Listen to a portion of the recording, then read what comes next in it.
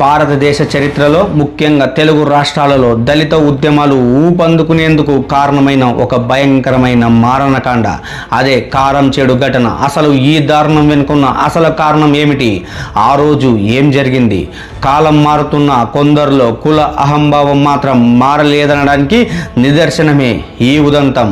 1985 July 17న Karamchedu గ్రామంలో అగ్రవర్ణాల వారు తమ పశువులను దళితుల నీరు తాగే మంచినీటి ట్యాంకు వద్ద కడిగి మురికి చేశారు. దీనికి అక్కడ దళిత యువకులు ప్రశ్నించడంతో చిన్న వాగ్వాదం కాస్త పెద్ద వివాదంగా మారింది. అప్పట్లో నిమ్న కులాల వారు ఎదురు ప్రశ్నించడాన్ని సహించని ఆధిపత్య వర్గాలు పథకం ప్రకారం ఆయుధాలతో మాదిగవాడపైకి వచ్చి మూకుమ్మడి దాడికి తెగబడ్డాయి. ఈ కిరాతక దాడిలో 6 నిరుపేద దళితుల ప్రాణాలు కోల్పోయారు. సుమారు 20 మందికి పైగా తీవ్రంగా గాయపడ్డారు. ఈ దారుణానికి స్థానిక ఆధిపత్య వర్గాల అహంకారమే ముఖ్య కారణం. దాదాపు 94 మందిపై ఛార్జ్ షీట్ నమోదైంది.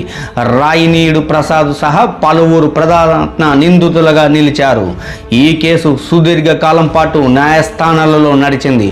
1994లో ట్రయల్ కోర్టు కొందరికి శిక్ష విధించిన 1998లో హైకోర్టు అందరినీ నిర్దోషులుగా విడుదల చేసింది.